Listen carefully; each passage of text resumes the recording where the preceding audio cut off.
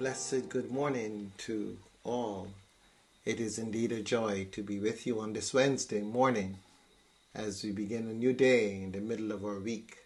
And we want to give thanks to Almighty God for all that God has done for us over these last few hours as we found ourselves daily coming closer to Almighty God.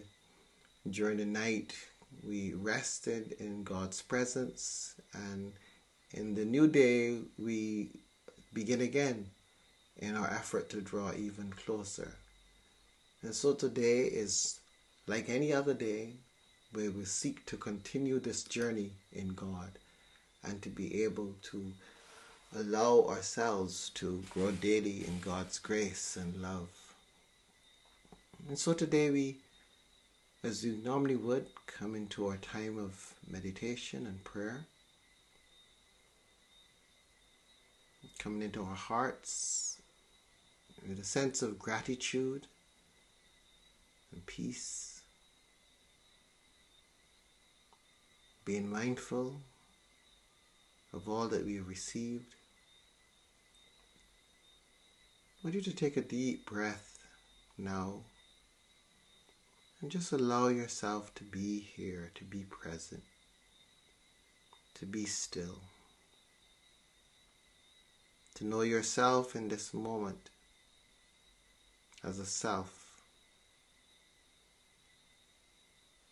self-possessing life, and perceive the beauty of life. Yes, you may want to say that life isn't always beautiful, but it is. It is our life situation that may not be considered beautiful, but our life is beautiful. And so one of the aspects of the spiritual journey is the ability to distinguish between our life and our life situation. The more we're able to rest in that awareness of life, the more we're able to deal with our life situation. But when the two are confused, it is very difficult to deal with the life situation because we feel that we are dealing with ourselves. So if aspects of our life situation needs to be removed or reduced or even destroyed, we are reluctant to do it because we are so identified with it that we feel as though we are destroying or removing our own selves, when we're not. We're only dealing with our life situation. And so we breathe, I am the Lord's. And we hold our breath, I am the Lord's. And we breathe out, I am the Lord's. And we hold our breath, I am the Lord's. And we start it over again. Contemplating that awareness. I am the Lord's. What a beautiful thought. What a beautiful reality. What a wonderful awareness. I am the Lord's. I am the Lord's. I am the Lord's. As Jesus walked by the Sea of Galilee, he saw two brothers, Simon, who was called Peter, and Andrew his brother, casting a net into the sea, for they were fishermen. And he said to them, follow me, and I will make you fish for people. Immediately they left their nets and followed him. As he went from there, he saw two other brothers, James, son of Zebedee, and his brother John, in the boat with their father Zebedee, mending their nets. And he called them. Immediately they left the boat and their father and followed him. Jesus went throughout Galilee, teaching in their synagogues and proclaiming the good news of the kingdom, and curing every disease and every sickness among the people.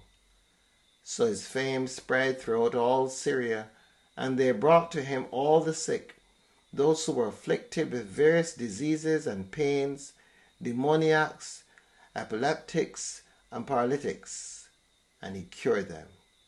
And great crowds followed him from Galilee, the Decapolis, Jerusalem, Judea, and from beyond the Jordan.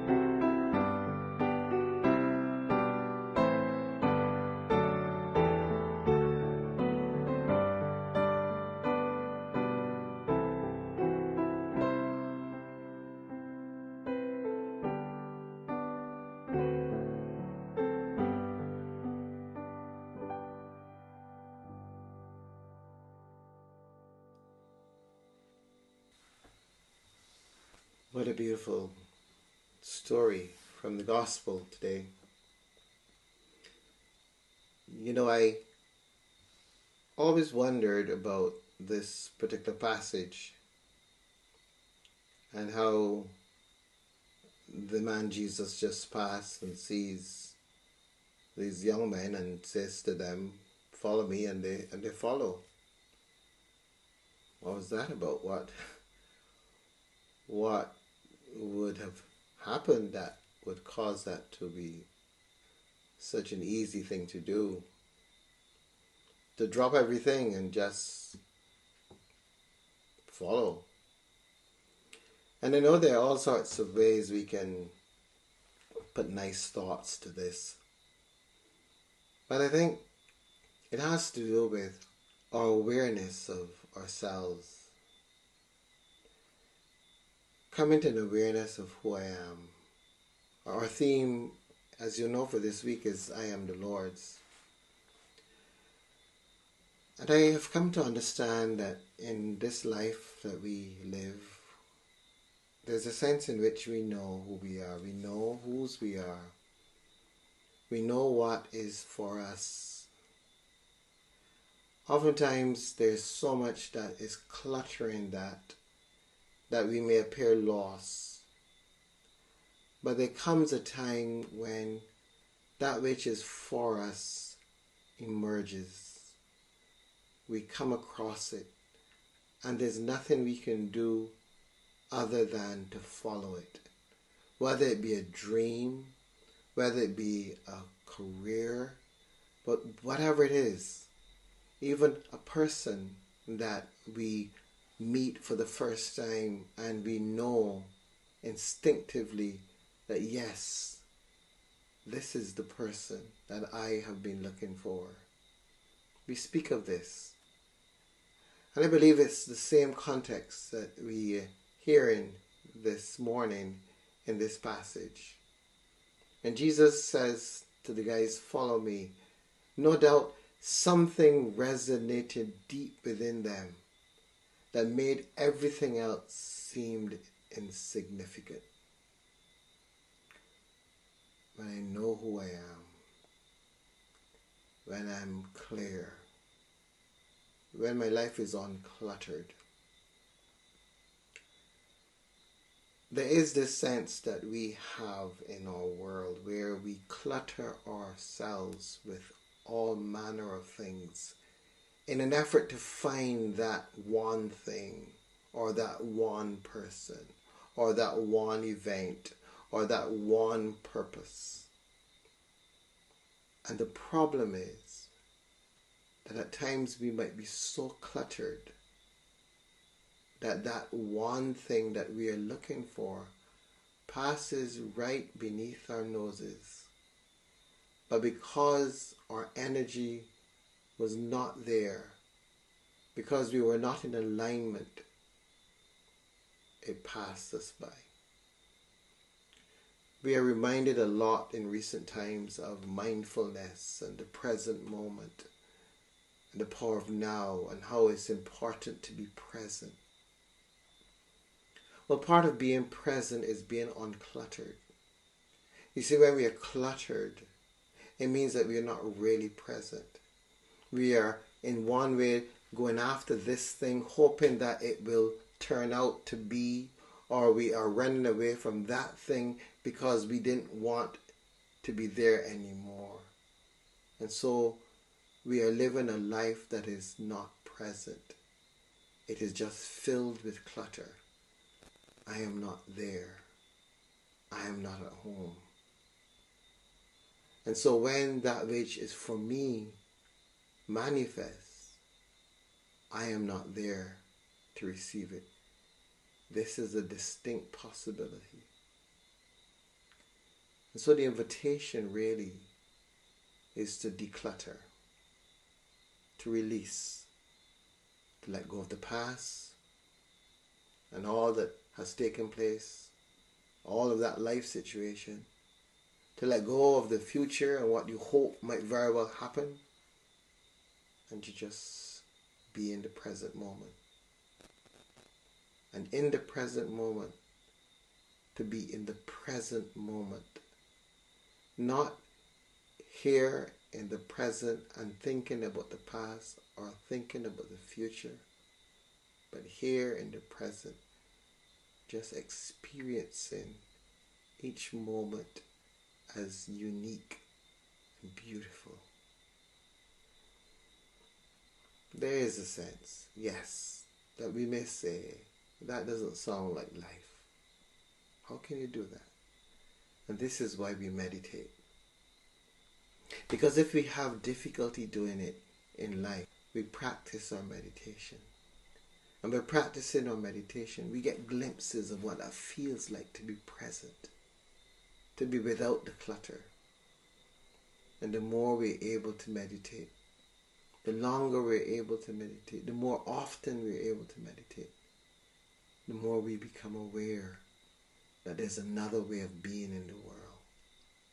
And ever so often, we can slip into that other way of being. We can let ourselves let go for a little while. And we can be like the child who takes off his or her shoes and runs through the grass free and exciting. Our life is still there. Underneath all the worries and the concerns, underneath all the failures, that life is still there. That life will always be there. When these particular situations go out, when they pass by, when they're no longer there, that life will still be there. So why not embrace it? Why not remember it? Why not practice living it, exploring it? Jesus says, come. And this fishing for fish that you're doing, that's nothing like what is in store for you. And the same thing is said to us. The stuff that we have been pulling to ourselves, that we are trying to make ourselves happy on, or even miserable about, that's not who we are. There's so much more. Just let go of that. And just come. Come into oneself. Come into one's awareness of the fact that I am the Lord's. It is in that space that Jesus goes up and down by the Sea of Galilee. And he's curing. He's healing. Why? Because he's bringing people into that space where they recognize, I am the Lord's. And so many of them, he was able to say to them, great is your faith. Your faith has made you well. Not me, your faith. You're accepting that I am the Lord's. That's the faith. That's the faith that makes the difference. That's the faith. Nothing else. So yes, we spend a lot of our time in the clutter, confused, frustrated. But what about being present? Being here. Borrowing some moments ever so often to just rest in the awareness. Listening to the birds, listening to the crickets, listening, just listening. Listening and knowing I am alive and I